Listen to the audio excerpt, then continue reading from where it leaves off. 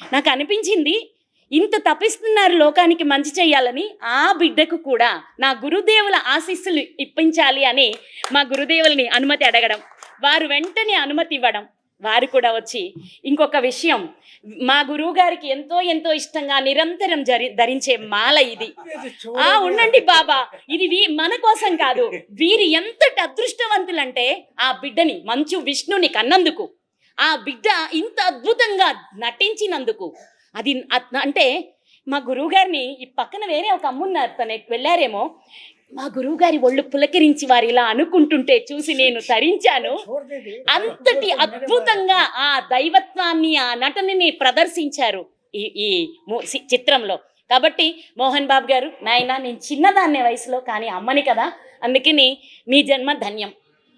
ఆ బిడ్డ పసిబిడ్డ ముద్దు ముద్దుగా మాట్లాడి ఆ కాసేపు నటించిన మనవడు మహా అద్భుతం. ఇద్దరు ఆడపిల్లలట పక్కన ఉన్నవారు చెప్పారమ్మ, వాళ్ళు కూడా మనవరాళ్ళమ్మ అని.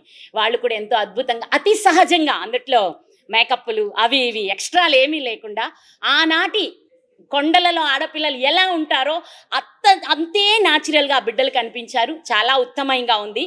ఇంకొకటి ఏంటంటే, నా గురువులు జన్మతః సన్యాసులు, కానీ నేను ఒక గృహిణిగా భగవంతత్వం కోసం ఇలాంటి పులకింతే ఈరోజు విష్ణు ఆ పరమాత్ముని తెలుసుకొని ఆ పరమాత్మునిలో ఐక్యం అవ్వాలి అనే ఒక తపనని సాధన ద్వారా పొంది, గురుదేవా ఉండలేను, నన్ను ఆయనలో కలపడానికి నాకు మీరు దీక్ష ఇవ్వమని అడిగి తీసుకున్నాను. కనుక సినిమాలో ముందు భాగం ఇలా ఉందే, కన్నప్ప అలా చేశాడా, డాన్సులు వేసాడా అనే ప్రశ్నలకు నేను ఒక సమాధానం ఇస్తాను, క్షమించాలి.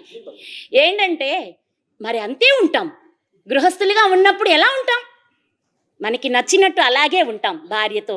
ఇంకా అక్కడ ఎంత అద్భుతంగా ఉంది, ఒకే ఆడపిల్లతో అంత తనకే కట్టుబడి ఎంతో, అంటే మీ అందరికీ ధర్మాన్ని చూపించాడు ఆ బిడ్డ. ఉండొచ్చు, ప్రేమించాలి, ప్రేమ కోసం ప్రాణం ఇవ్వాలి, అదే ఆ బిడ్డ అందులో చూపించింది. ఇది చాలా బాగుంది, నాకు అత్యద్భుతంగా నచ్చింది. అన్నీ ఉంటాయి, అంటే ఆధ్యాత్మిక జీవితంలోకి రాకముందు భౌతిక జీవితం అలాగే ఉంటుందని చాలా అద్భుతంగా చూపించారు. అది కూడా తర్వాత ఆధ్యాత్మికత వచ్చిన తర్వాత భౌతికం నాకు పనికి రాలేదు, ఇక్కడ నేను ఉండలేను, ఇంకా చాలయ్యా, నన్ను తీసుకువెళ్ళు. అది ఎంత అద్భుతం. ఇంతటి అద్భుతమైన ఆ పిక్చర్ని చూసిన ఆ సందర్భంలో అందరికీ శివుణ్ణి చూసి, ఇదే మేం కూడా అలాగే ఆయన ఆలింగనం చేసుకొని ఆయనతో ఏకమైపోతున్నామా అనే భావనని అందించారు.